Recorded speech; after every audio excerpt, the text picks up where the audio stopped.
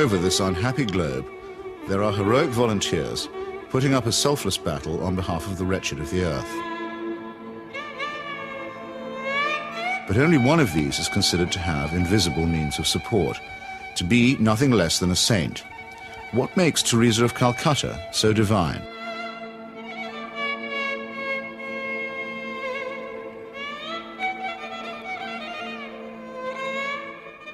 Long before Mother Teresa's helicopter touched down at about 11:20 this morning, the crowds were gathering here at Knock.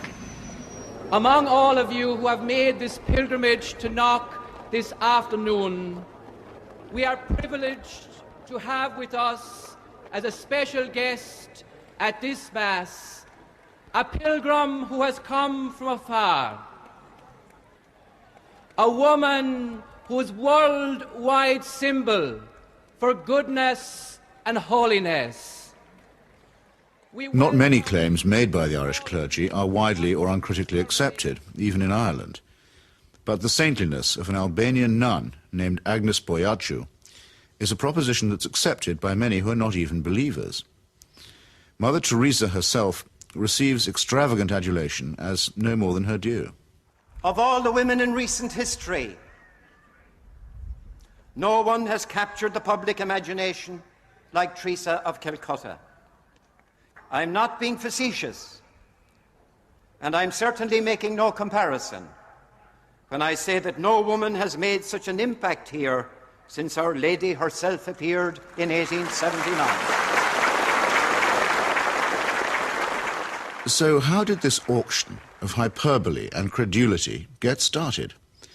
In that year of grace, 1969, the scrupulously neutral and objective British Broadcasting Corporation permitted that old fraud and mountebank Malcolm Muggeridge to pay a devotional visit to the Calcutta Shrine.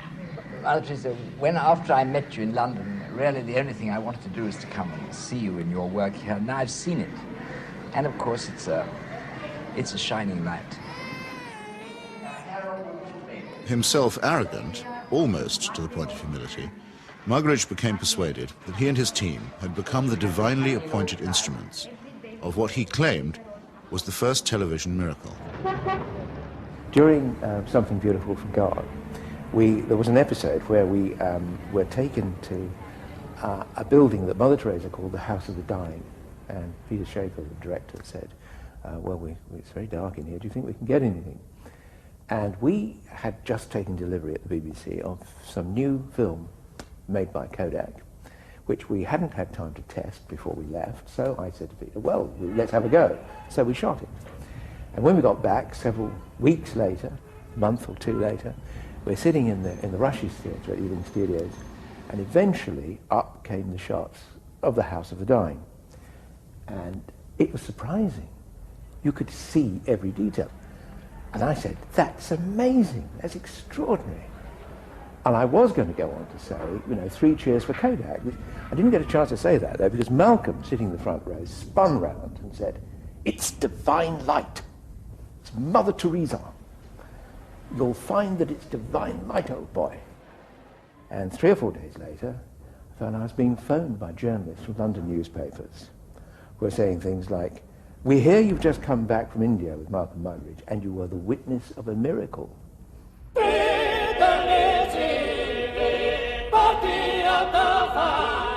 And a star was born.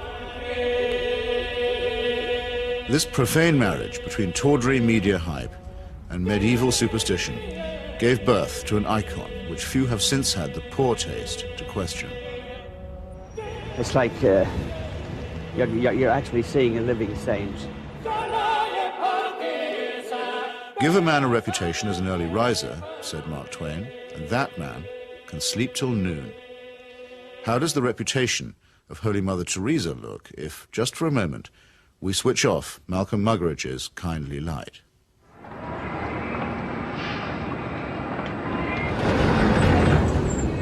Mother Teresa is a Nobel Prize winner. She's a symbol. People in the West talk about her, so Indians adopt her at that level.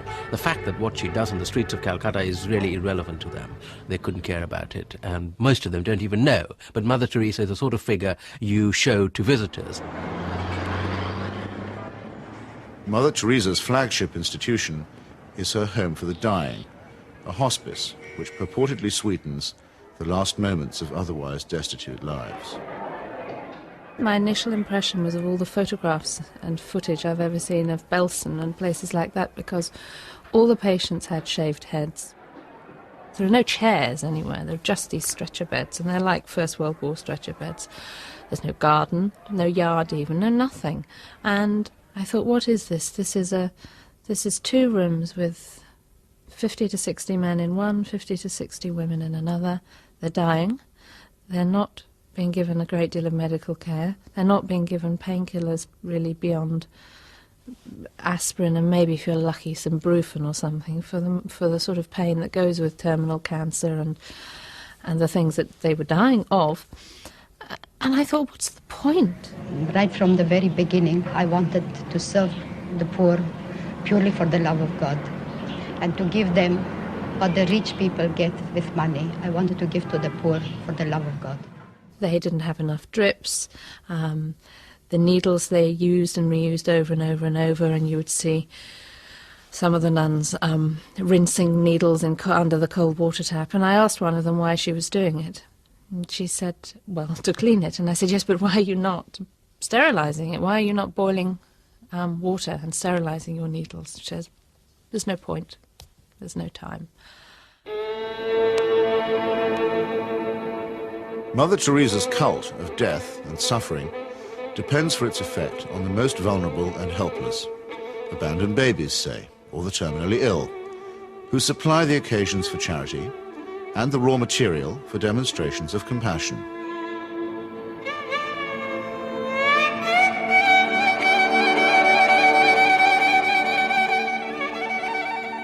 The first day I was there, when I'd finished working in the women's ward, I went and waited on the edge of the men's ward for my boyfriend, who was looking after a boy of 15 who was dying. And an American doctor told me that she had been trying to treat this boy and that he had a really relatively simple kidney complaint that had simply got worse and worse and worse because he hadn't had antibiotics, and he actually needed an operation. I don't recall what the problem was. She did tell me. And she was so angry, but also very resigned, which so many people become in that situation. She said, well, they won't take him to hospital. And I said, why? All you have to do is get a cab, take him to the nearest hospital, demand that he has treatment, get him an operation. She said, they don't do it. They won't do it. If they do it for one, they do it for everybody. And I thought, but this kid's 15.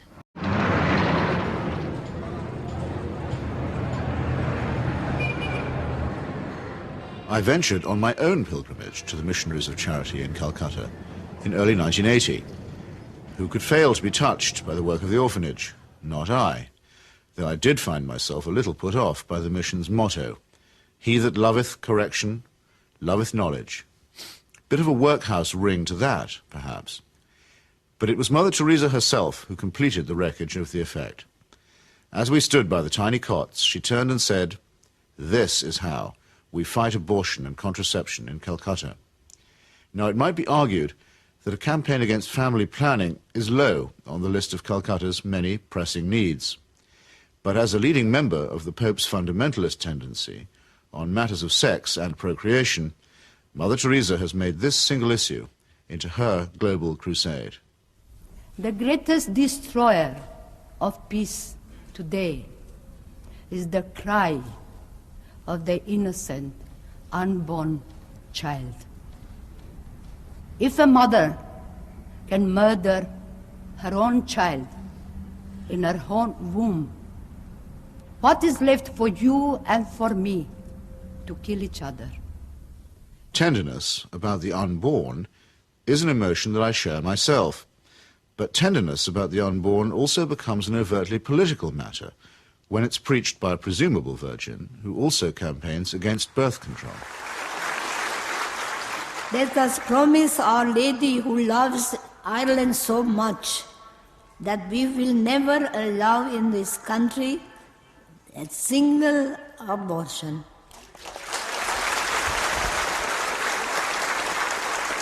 And no contraceptives. Mother Teresa has no politics, so she maintains, and so many people believe. But when she came to London in 1988, ostensibly as an advocate for the homeless, she bent the ear of the Iron Lady and sought to steer her to the support of a bill limiting abortion. The sponsors of that bill, who arranged the meeting, were in no doubt that her intervention was political. She's not a party political figure, but she's a political figure in the sense that, A, she is part of what may be called the Catholic agenda, the broader Christian right agenda, and the Catholic Church has been following what has generally been considered a hard-line approach under the present Pope. Now, she's part of that agenda, and that is fairly political agenda. I mean, you know, no abortion, opposition to birth control, ideas like that are fairly, you could say they would be contested in the political arena. And the second factor is that she is also part, if you like, of the Western agenda, where the West is still part of the third world. The rich world has a poor conscience.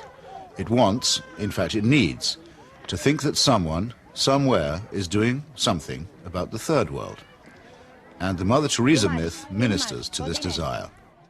Here is a Western woman who has forsaken her life, albeit whatever life she might have had in Albania, you know, for sacrifice herself for the people of the third world. It makes the West feel better, you know. This is one of us again, once again rescuing the third world. Raising the roof. Yes, raising the roof. He's got his rations. Yes, he's got it, he's cleaning it. And then pay to shop. In the subliminal appeal that she generates, there is something of the mission to the heathen, something of the old colonial outpost, and something of Florence Nightingale. While in the silent and abject demeanour of her patients, there is something of the deserving poor. The great white hope in this iconography takes on the big black hole. And the rewards are by no means all in heaven.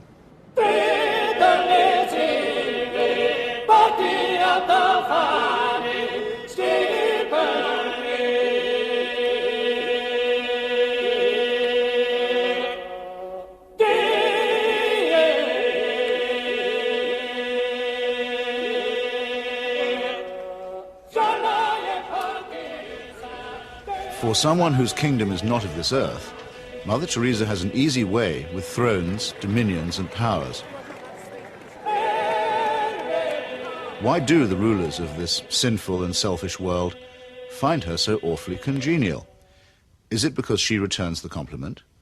She may or may not comfort the afflicted, but she has certainly never been known to afflict the comfortable. Some people see her here, posing with Ron and Nancy. In the truest sense, citizens of the world. Mother Teresa is. The very hand that bestowed the Medal of Freedom on Mother Teresa armed and paid the death squads of Central America. Accepting the award, with her customary modesty, on behalf of all the world's poor, she croaked, "I never realized that you loved the people so tenderly." I must say, I hadn't noticed that either. Reagan's proxies murdered, among many others, 4 American nuns and the Catholic Archbishop of San Salvador at the very moment that he was celebrating Mass. But, visiting the slaughterhouse states of the region during that period, Mother Teresa found nothing untoward. Everything was peaceful in the parts of the country we visited, she claimed, after touring the killing fields of Guatemala, adding for good measure, "I do not get involved in that sort of politics."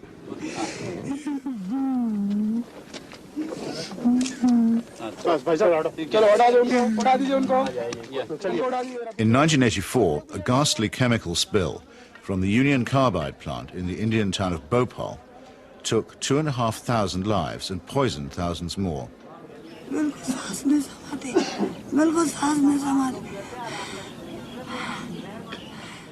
This was an act not of God, but of a negligent multinational corporation.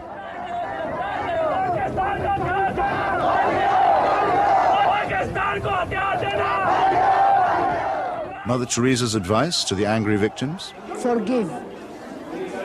Forgive. What Mother Teresa has done is she has accepted implicitly the idea that there's nothing much you can do for the poor except take them off the streets and, look after them. You cannot change their attitudes. You cannot make them feel that they have an ability, they may even have the means to improve and change their lives. She's not bothered with that agenda. She's only bothered with the agenda of trying to rescue their souls and make them a bit better before they go on to the eternal life, which is a very understandable, but in fact a very old-fashioned Christian idea. It is not a question of saying, how can we tackle the real problems of poverty?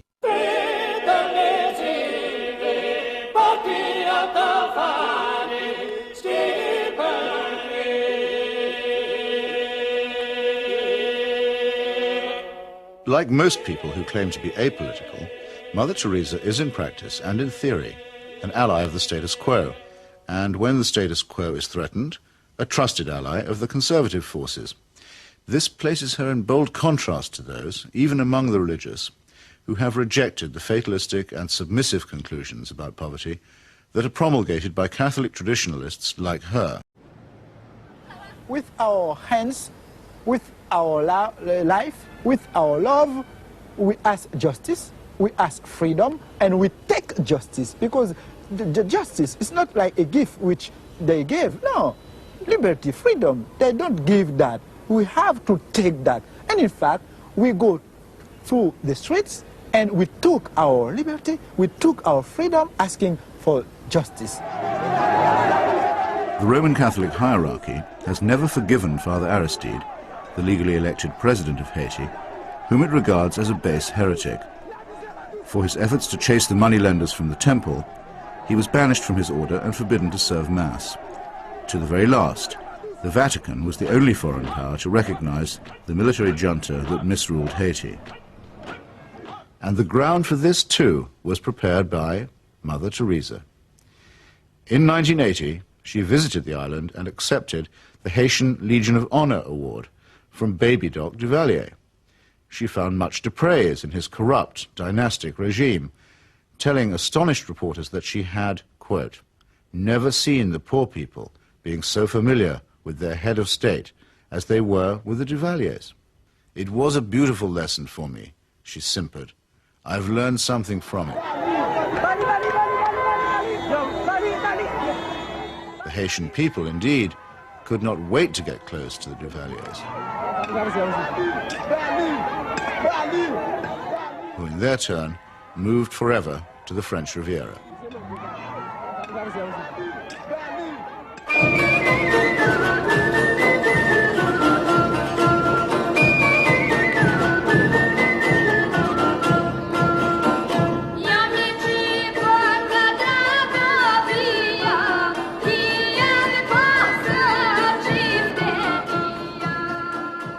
Mother Teresa admires the strength of the powerful almost as highly as she recommends the resignation of the poor. When she visited her motherland of Albania, she appeared to take seriously St. Paul's notorious assertion that the powers that be are ordained of God. The Albanian authorities had proclaimed the world's first officially atheist state. They had persecuted all forms of worship except that of their leader, Enver Hoxha. No whit abashed, Mother Teresa laid a bouquet on Hoxha's tomb. Not content with honoring a Stalinist murderer and despot, she also bestowed a wreath on the monument of Greater Albania, a cause that was once smiled upon by Pope Pius IX and his friend, Benito Mussolini.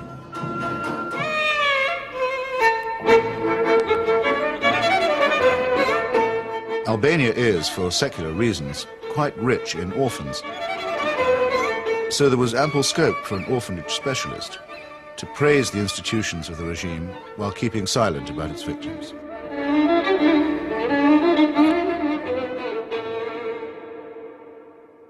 If it sometimes seems that the Saint of Calcutta is never actually in Calcutta at all, this may be because she operates more as the roving ambassador of a highly politicized papacy.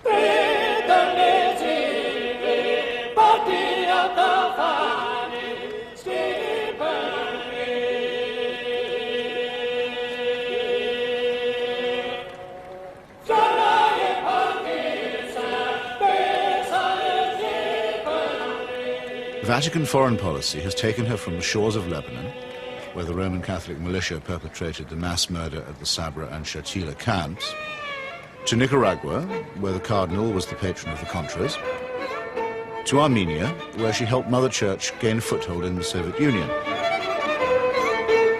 In return, the present Pope is known to have placed her on the fast track for canonization. This is the kind of politics in which she does indeed get involved.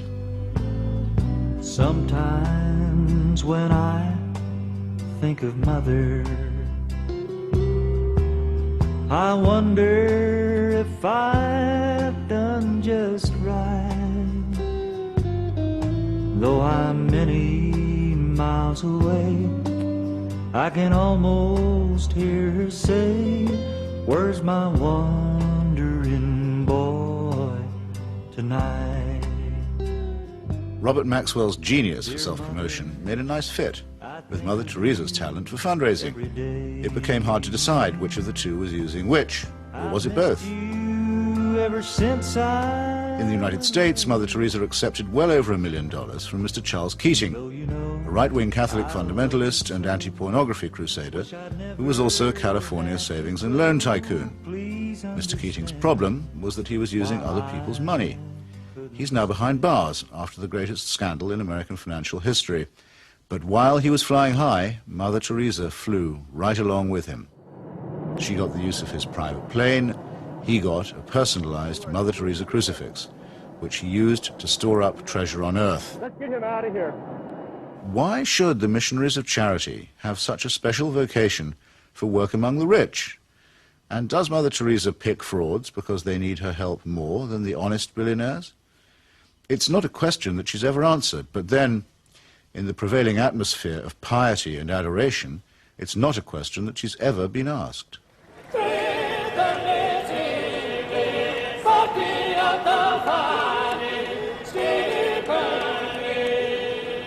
The Teresa cult is now a missionary multinational, with annual turnover in the tens of millions.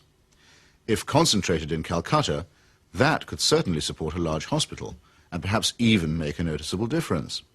But Mother Teresa has chosen instead to spread her franchise very thinly. To her, the convent and the catechism matter more than the clinic. Now we are in 105 countries and we have 500 convents all around the world, without counting India. Beautiful.